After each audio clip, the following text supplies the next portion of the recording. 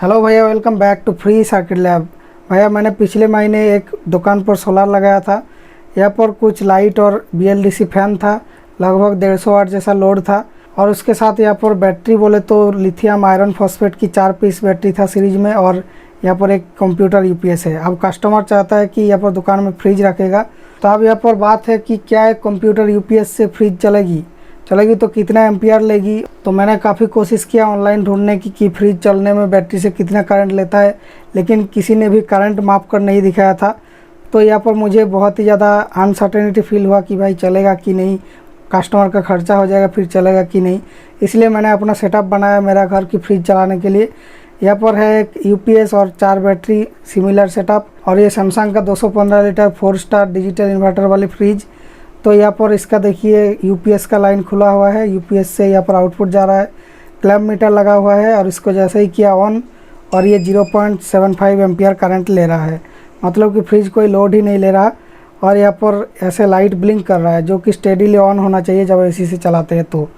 और उसके बाद थोड़ी देर के बाद यहाँ पर एक वाटर ड्रॉपलेट का इंडिकेटर है और ये कॉन्स्टेंटली ब्लिंक करता रहा। तो ये कोई एरर साइन है, इसका यूजर मैनुअल भी ये देखने को नहीं मिला ये एरर क्या है। यूट्यूब पर 2-1 वीडियो देखा तो पता चला कि ये कंप्रेसर रिलेटेड कुछ इशू होता है, तो ऐसा ब्लिंक होता है। और यहाँ पर इनपुट से कोई भी करंट ये नहीं ले रहा है, मतलब कि ये फ्रिज लोड ही नहीं दे रहा है यूपीएस के ऊपर। प्रॉब्ली यूपीएस की जो करंट है उसको ये पहचान ले रहा है कि भाई मुझे एसी डायरेक्ट नहीं मिला है, यूपीएस से या कोई दूसरा टाइप की इलेक्ट्रिसिटी से हमें चलाया जा रहा है। इसलिए ये प्रॉब्ली इस इलेक्ट्रिसिटी को रिजेक्ट कर दे रहा है, क्योंकि यूपीएस की साइन वेव नहीं होता है, ये स्क्वायर वेव टाइप की इलेक्ट्रिसिटी होती है। इसलिए प्रॉब्ली ये रिजेक्ट कर देता है, लेकिन अंदर की बल्ब इसकी जलती है। और जब इसको डायरेक्ट एसी में चलाया जाता है तो ऐसा यहाँ पर इंटरफेस दिखाता है, 2 एलईडी जलता है, कुछ देर बाद एक बंद हो जाता है, फिर ये जलता है कंटिन्यू। तो उसके बाद दूसरा एक फ्रिज में ट्राई किया एक फ्रेंड का दुकान में। यहाँ पर है 2 स्टार का हेयर कंपनी का फ्रिज। तो मुझे लगा कि भाई सैमसंग की सॉफ्टवेयर थोड़ा सा ब्लॉकिंग टाइप की होती है, वो कुछ उल्टा सीधा चीज़ें को एक्सेप्ट नहीं करता है। अभी इस यूपीएस को चालू करते ही ये 13 एम्पियर करंट लेने लगा। तो मुझे लगा है भाई यूपीएस चल रहा है, मैंने काफ़ी खुश हो गया। तो थोड़ा देर इसके बाद चलाया, इसके अंदर देखा कि लाइट वगैरह सब जल रही है, तो इसके अंदर वाइब्रेशन भी हो रही थी, तो मोटर चालू हो गया। उसके बाद मैंने नीचे देखा तो मेरा हाउस ही उड़ गया भाई, 25 एम्पियर, मरेगा क्या। इसलिए मैंने यूपीएस को ऑफ कर दिया और करंट से देखा कि ये 0.3 एम्पियर करंट लेता है 220 वोल्ट से, मतलब कि ये 70 वाट जैसा। लेकिन मेरा यूपीएस से ले रहा था 300 वाट। तो मोस्ट प्रोबेबली ये इंडक्शन टाइप की कंप्रेसर है, डिजिटल इन्वर्टर नहीं है। इसलिए ये जो है पावर फैक्टर बहुत ही ख़राब बना रहा था यूपीएस की आउटपुट से, इसलिए ज़्यादा करंट खींच रहा था। ऐसा में यूपीएस डैमेज हो सकता है और कंप्रेसर को भी खतरा है। इसलिए मैंने पहुंच गया दूसरा फ्रेंड का दुकान पर। यहाँ पर है 5 स्टार की व्हर्लपूल की डिजिटल इन्वर्टर वाली फ्रिज। तो इसके अंदर मैंने इसको लगाया, सेटअप किया, फिर ये 1.2 एम्पियर करंट ले रहा था।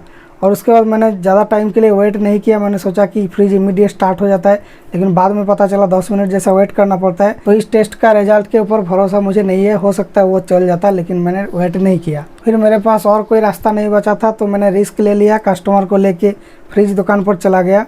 उसके बाद क्या हुआ आगे बताता हूँ। Design the future with Altium 365।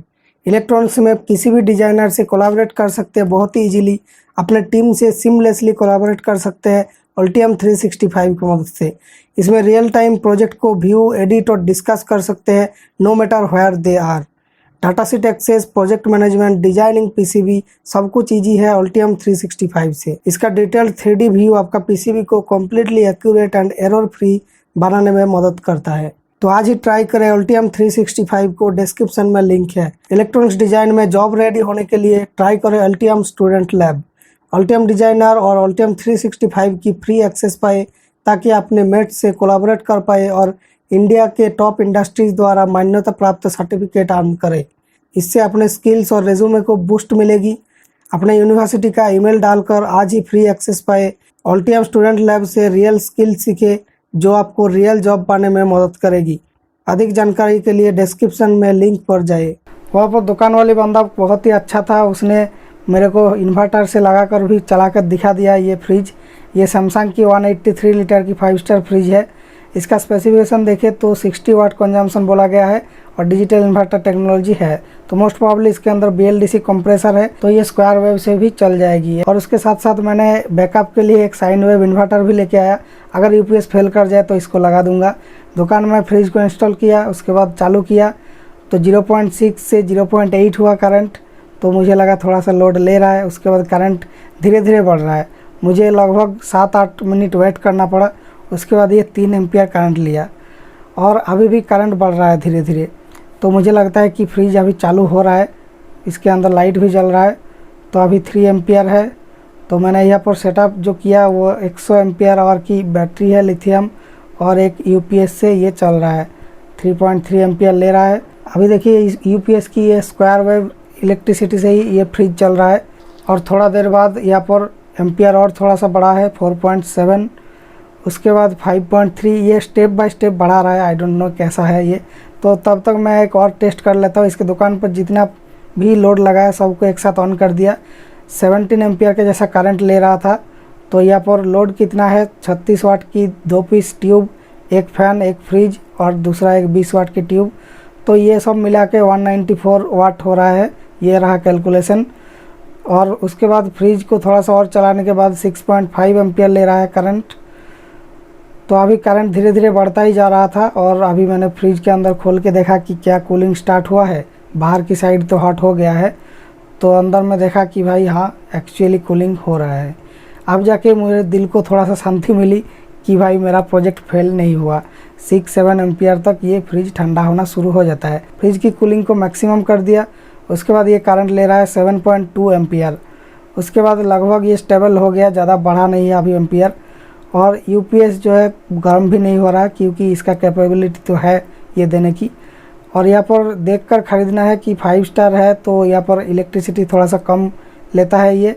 यहाँ पर कंप्रेसर वगैरह सब सेम होता है, लेकिन जो हीट मैनेजमेंट उसमें थोड़ा सा इम्प्रूव होता है 5 स्टार में, इसलिए फ्रिज ज़्यादा टाइम के लिए ऑफ रहता है, कम टाइम के लिए ऑन रहता है, इसलिए इलेक्ट्रिसिटी कम खाती है। कंप्रेसर वगैरह सेम होता है अलग अलग स्टार में।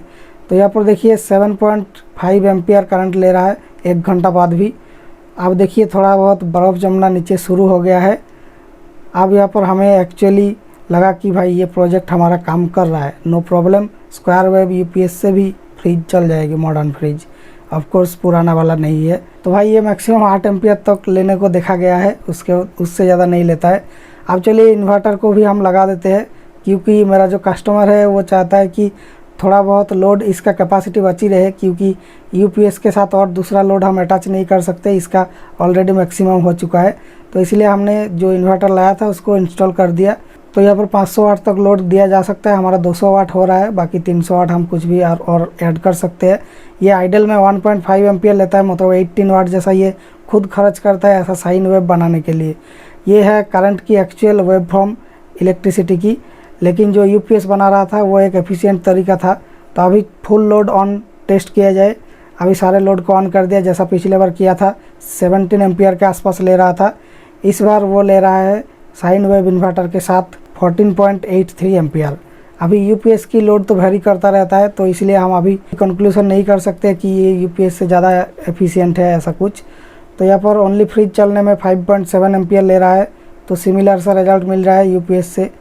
अभी 7.78 ओनली फ्रिज चल रहा है, तो ये यूपीएस जैसा बराबर ही करंट ले रहा है 8 एम्पियर जैसा। तो अभी कंक्लूजन क्या निकला इससे कि स्क्वायर वेव इलेक्ट्रिसिटी को सब फ्रिज एक्सेप्ट नहीं करता है, कुछ डिजिटल इन्वर्टर वाले मॉडर्न फ्रिज भी इस पर रिजेक्ट कर देती है। और जो पिछले टेक्नोलॉजी वाले फ्रिज है जो इसमें इंडक्शन मोटर लगाया हुआ है, उसमें एक्सेसिव करंट जाता रहता है पावर फैक्टर की वजह से, तो ये इससे नहीं चलेगा। ओनली हमें डिजिटल इन्वर्टर वाली फ्रिज ही लगाना है और 5-7 मिनट 10 मिनट वेट करके देखना है। डिजिटल इन्वर्टर वाली फ्रिज की कुछ भी स्टार लीजिए, उसमें कंप्रेसर सेम होता है, तो सब 60-70 वाट आसपास होती है। लेकिन यहाँ पर हीट मैनेजमेंट अलग अलग होती है, इसलिए स्टार की रेटिंग में इलेक्ट्रिसिटी कम जाती है। हीट मैनेजमेंट अच्छी हो तो इलेक्ट्रिसिटी कम जाएगी। अगर आपके पास साइन वेव इन्वर्टर है तो फ्रिज को पता ही नहीं चलेगा कहाँ से करंट आ रहा है, तो ये चालू हो जाएगा। तो अभी इस फ्रिज को मैंने टेस्ट कर लिया, ये फ्रिज चल रहा है। तो इसका एग्जैक्ट मॉडल नंबर का बाइंग लिंक मैं डिस्क्रिप्शन में दे दूंगा। एग्जैक्ट नंबर अभी अवेलेबल नहीं है, तो उससे मिलता जुलता 2 और फ्रिज का लिंक दिया, कुछ भी आप ले सकते हैं, उन दोनों में से चलेगा। उसके बाद दोस्तों इन्वर्टर का भी लिंक दिया रहेगा और अल्टियम का भी लिंक है, चेकआउट करना। तो भैया ये वीडियो कैसा लगा कमेंट्स में ज़रूर बताएं, पसंद आया तो लाइक और शेयर कीजिए। Thank you for watching. मिलेंगे नेक्स्ट वीडियो में with A fresh and new idea.